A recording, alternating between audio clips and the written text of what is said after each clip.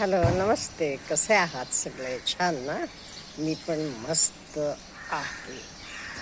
आज मला माझ्या मैत्रिणीनं सांगितलेला जीवनपाठ आपल्याशी शेअर करणार आहे. खूप महत्त्वाचा आहे. परवा माझी मैत्रीण का नाही 2 दिवस माझ्याकडे राहायला आली होती. ती का नाही एकटी, माझ्यापेक्षा एक 2-3 वर्षांना मोठी आहे. तर एकटी कुठेही काशीला जाते, हरिद्वारला जाते, द्वारकेला जाऊन येते. कुठे मनात येईल तिथे एकटी फिरत असते. तसं मी तिला म्हटलं, अगं तुला काळजी वाटत नाही का एकटी फिरते? तसं ती म्हणाली, उद्याची काळजी आज करायची नाही. उद्या काय होईल उद्याचं उद्या. आज मी आनंदात आहे ना. आज आता आपण दोघी इथे बसून चहा पितो का नाही, गप्पा मारतो का नाही, ह्याचा आनंद घ्यायला शिक.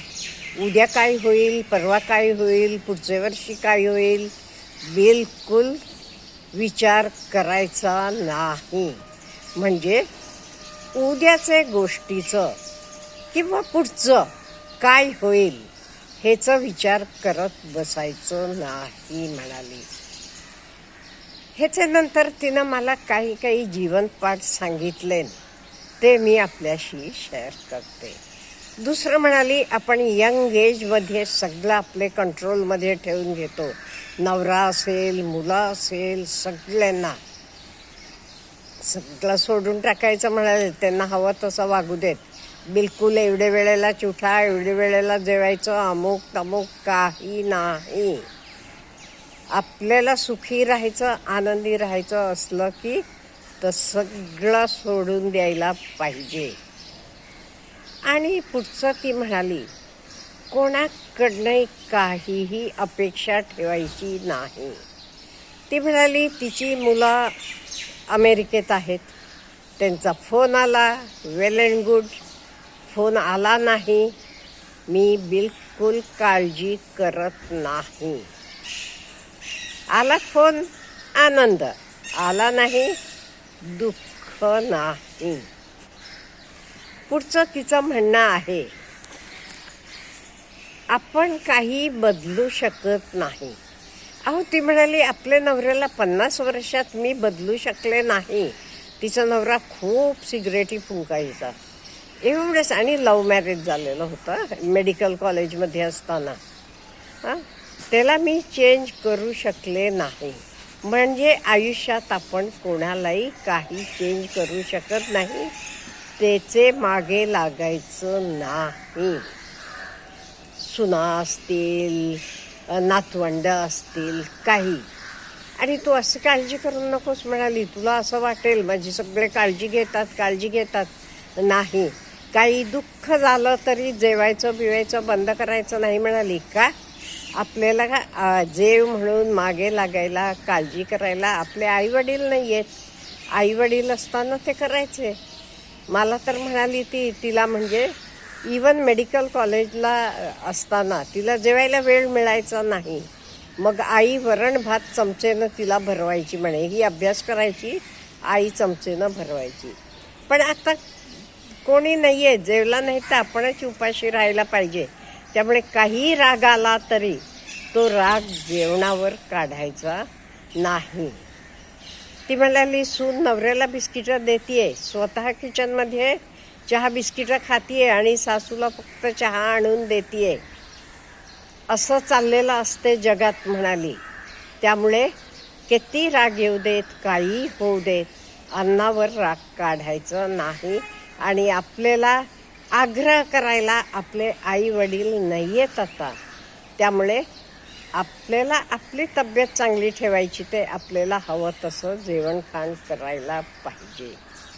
पुढचं, आपण सर्वांना आनंदी करू शकत नाही.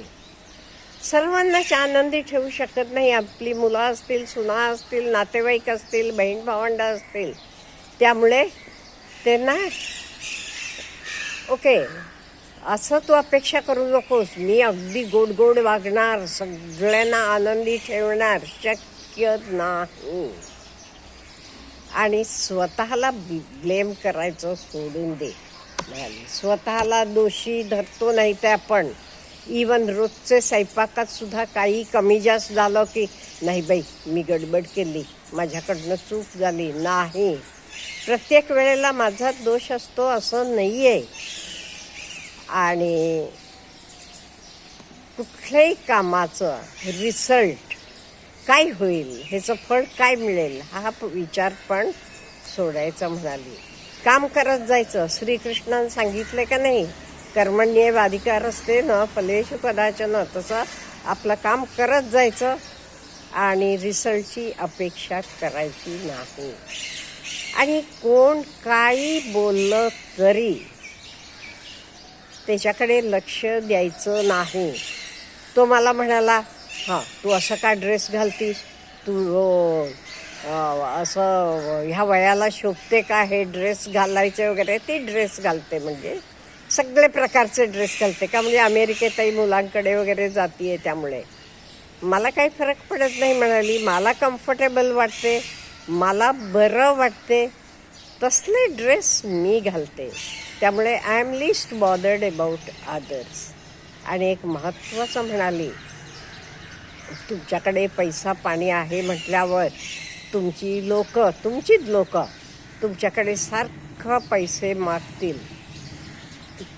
तू द्यायचे, कधी द्यायचे, मी दान म्हणून देते, त्यांना परत दिले नाही तरी चालेल असं असलं तर द्यायचे. नाही ते काय होणार, पैसे तू परत मागितलेस की ते काही तुम्हाला परत देणार नाही, उलट वितुष्ट येणार. उलट ते म्हणणार तुला काय कमी आहे. त्यामुळे जेव्हा तू दान म्हणून देऊ शकतीस तेव्हा परत दिले नाही तरी चालेल, मी विचारणार नाही. अशा वेळी फक्त कोणालाही देत जा, नाही ते देऊ नकोस. आणि एक महत्त्वाचं म्हणाली ती, बोलणं जरा आपण कमी करायचं. आपण काय करतो, आजूबाजूचे लोकांशी कोणाशी काही बोलत असतो, त्याला एकाला 4 करून इकडचं तिकडे केलं जाते. त्यामुळे मिनिमम गरजे एवढं बोलायचं, त्याच्यापेक्षा जास्त बोलायचं नाही. आणि एक महत्त्वाचं तिनं काय सांगितलं माहीत आहे का, स्वतःकडे लक्ष द्यायचं.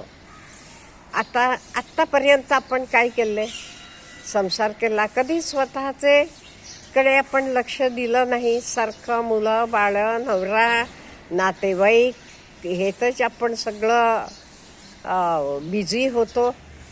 आता नाही, आता कोणी काही म्हणू दे, मी माझ्याकडे लक्ष द्यायचं का. म्हणजे मला फिरायला मला आवडते म्हणाले, मला देवधर्माची आवड आहे, त्यामुळे माझं मी जाते आरामशीर. आणि उद्या काय होईल हे कोणाचं कोण सांगावं म्हणाली. त्यामुळे मी कधीच उद्याचा विचार करत नाही. आजचं मी बघतीये, आज मी सुखानं आहे, आनंदानं आहे आणि माझ्यावर मी प्रेम करते, माझ्याकडे मी लक्ष देते. माझे कपडे असतील, माझं हिंडणं फिरणं असेल, माझं खाणं पिणं असेल, मला एखाद गोष्ट आवडली की मी खाते, माझे मनासारखं मी जगते. त्यामुळे मला BP नाही, शुगर नाही, कुठले प्रॉब्लेम नाही. त्यामुळे आता ह्या वयात ती म्हणाली, आपण आपले मनासारखं आपल्याला खुश करायचं. आत्तापर्यंत आपण लोकाला खुश करत राहिलो, त्याचा काय झालं उपयोग, काहीच झालं नाही. आपल्या वेळेला कोणी आलं नाही, आपल्याला कोणी वेळेला हेल्पिंग हँडसुद्धा नव्हता, आपण बघितले. त्यामुळे प्रत्येक गोष्टीला स्वतः जबाबदारी धरायची, अमुक करायचं नाही ते काय होते हेतनं तू लक्ष काढ म्हणाली.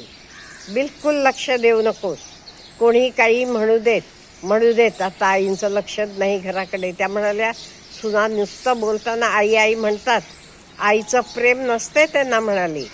आईचं प्रेम असलं की स्वतः एकटी बसून किचनमध्ये बिस्किटं खात बसेल का. नवऱ्याला देतीये, स्वतः किचनमध्ये जाऊन बिस्किटं खातीये आणि सासूला मात्र नुसतं चहा आणून देतीये. त्यामुळे हे नुसतं सगळं दिखावा आहे. त्यामुळे कोणाकडे लक्ष द्यायचं नाही, तू फक्त स्वतःकडे लक्ष दे. मला पटलं, पण बऱ्याच गोष्टी तिनं सांगितलेल्या पटल्या. आत्तापर्यंत आपण सगळ्यांचं करत बसलो आणि आत्ता आपण आपल्याकडे लक्ष द्यायला पाहिजे. त्यामुळे ज्येष्ठांनी जरासं ह्या सगळ्या गोष्टींबद्दल विचार करावा असं मला वाटते.